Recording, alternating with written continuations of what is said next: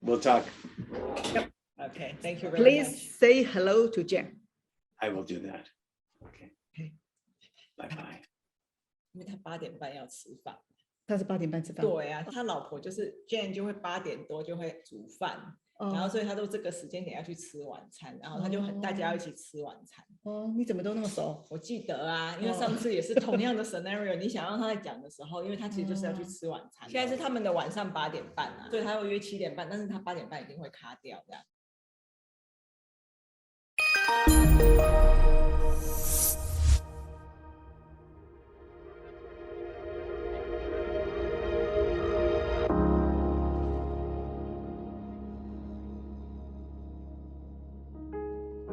Days ago, we just finished an MBSR class, and this lady told me that her husband had an affair. She was so sad about this, but they did not decide to get divorced. But she was unhappy since then.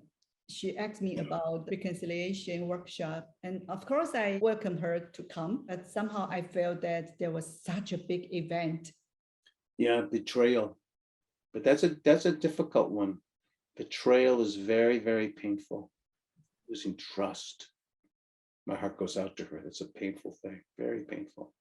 But, even for someone like that, making peace to those that hurt me, and for her to begin to understand that what was inside him that led him to do this, his own suffering, his own fear, his own pain, his own conditioning. It doesn't excuse that action, but perhaps it brings some understanding for her.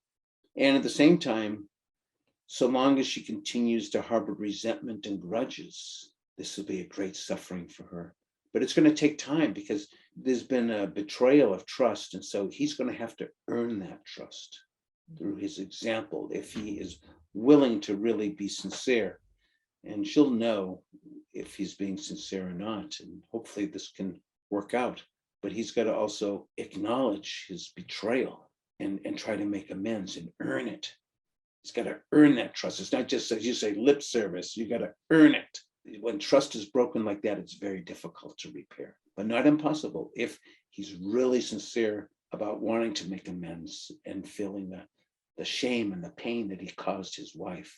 But he too also had a lot of suffering. Like, what made him do that? And again, for him to look at, I think the deeper question for all of us in practice is, where is happiness to be found? Is it inside? Is it outside?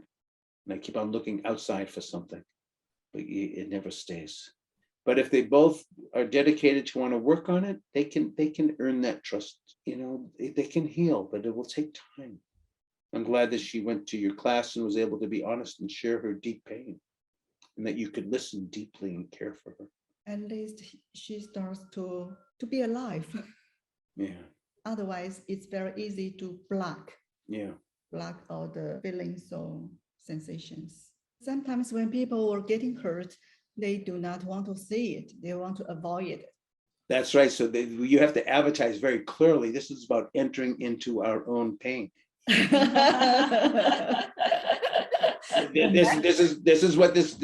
retreat is about looking at the places where you're hard on yourself and looking at the places where you've caused pain for another. This is not for the faint of heart. We have to advertise in that way. This is reconciliation begins with making peace with ourselves, making peace to those I've hurt, making peace to those that hurt me, making peace with the way things are in life. This is what we're working on. This is the focus of this retreat. And so people need to be well informed that this is what we're going to be doing. And I've done many retreats like this. It's a powerful retreat. So we've learned, or we've been conditioning for so many years, the process of unlearned. Can it happen in just 2 days? No, it can't. It's a lifetime. But then again, who knows? Everyone's different. This is learning a practice, and one can become more mindful of, oh, wow, here's this narrative that I live with all the time that is like a tyrant. If I said to my friends and family what I say to myself, I wouldn't have friends and family anymore because I would be such a mean person.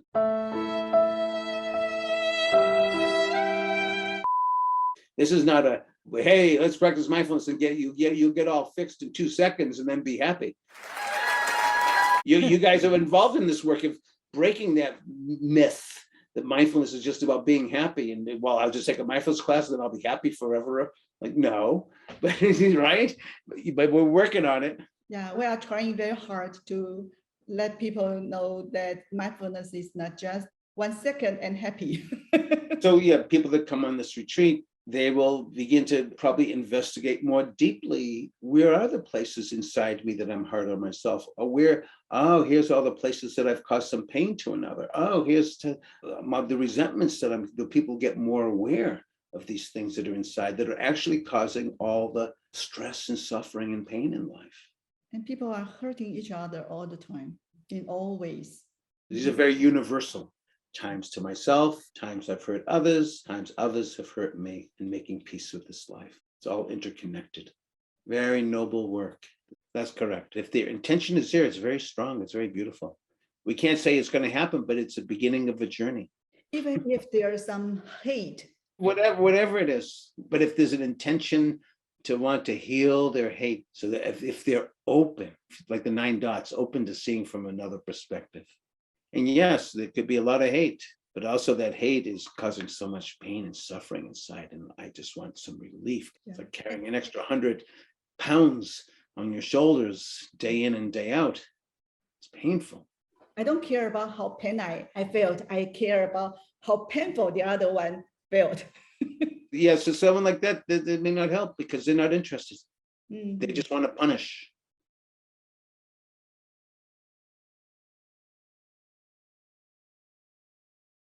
They probably have good reasons for feeling that, but maybe in time they'll come to realize it's too heavy a load to carry. But maybe it's not the right time.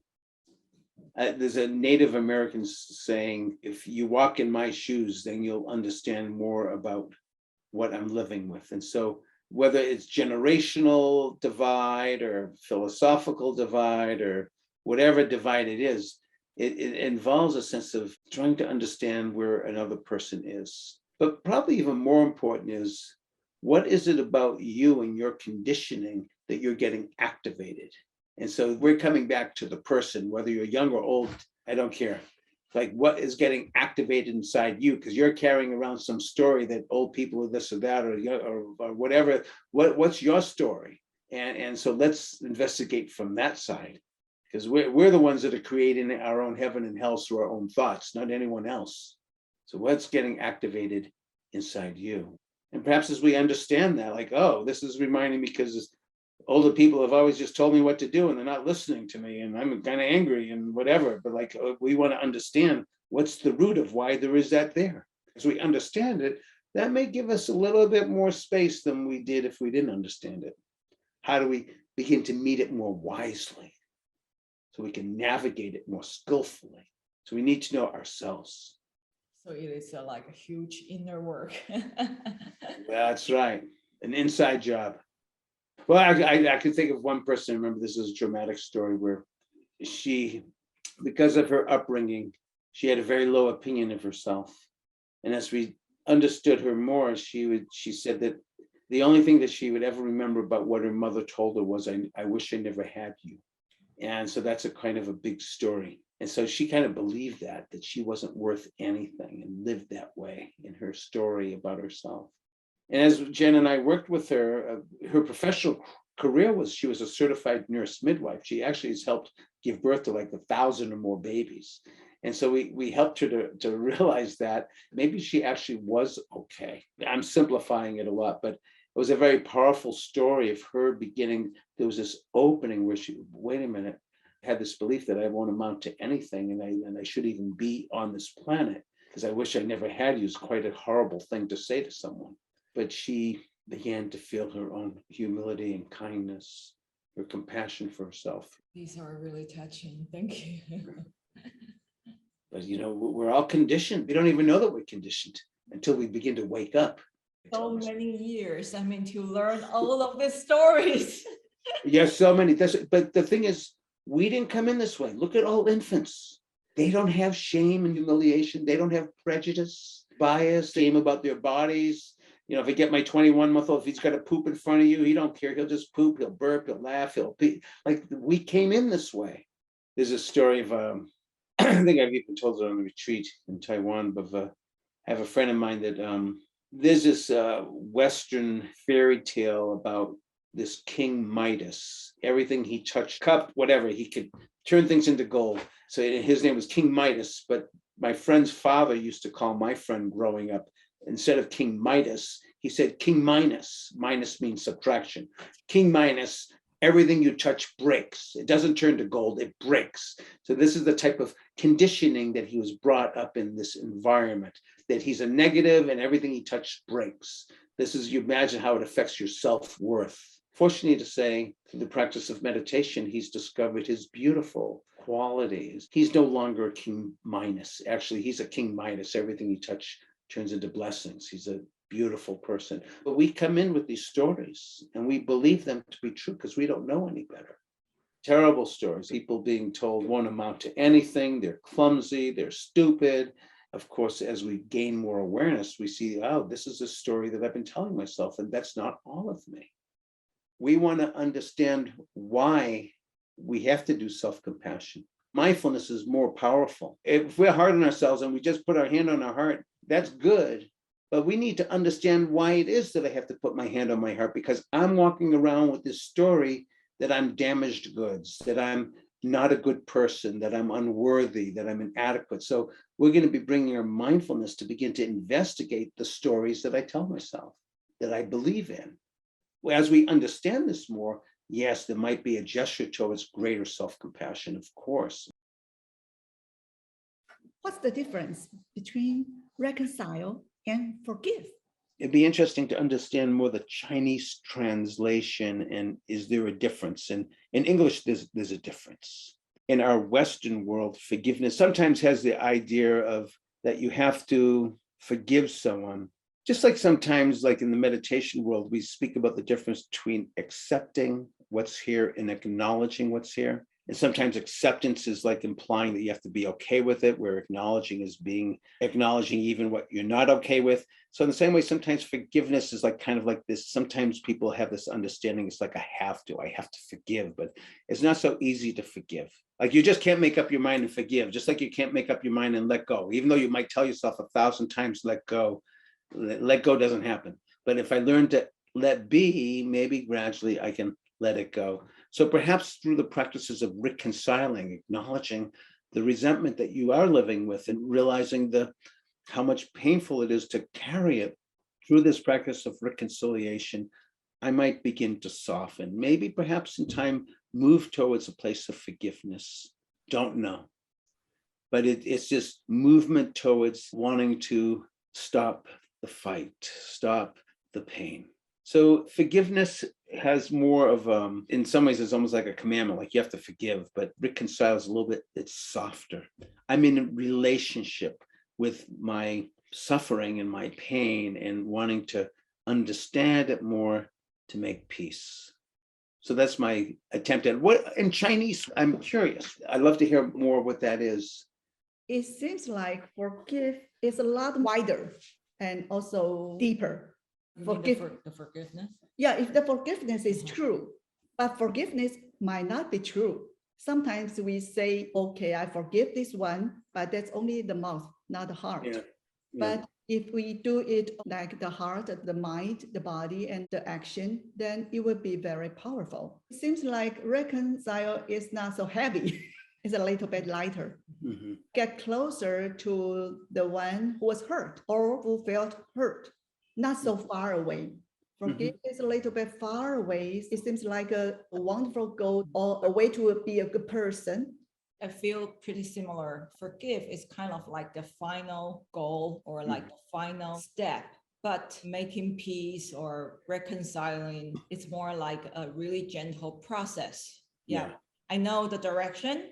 I'm not particularly grasping the goal of forgiveness. Yeah, I think that we're very resonant with each other with the definitions. And yes, it would be, if it's a true forgiveness, it's deep, it's beautiful, but it's not like it can have, so we have to earn it. So maybe the practice of reconciling leads towards that possibility. And also similar question is for about reconciliation and acceptance. When I reconcile, and then it means I have to accept The reconciling maybe is more closer to like acknowledge, like I'm reconciling that, wow, I'm still harboring a lot of resentment here, and I'm acknowledging it. And that may lead again to some type of acceptance and some letting go. But actually, I like the idea of it's reminding me, these are more like verbs, the reconciling, the making peace. So these are like, it's working in a process where forgiveness it's done, but we're in a process that's maybe leading towards forgiveness. It might be enough just to reconcile with the way things are. So I guess you'll splice together what you want here, and you have your master that can do all that with the video. So I think this is good enough, good general picture. Other than I look forward to seeing everybody.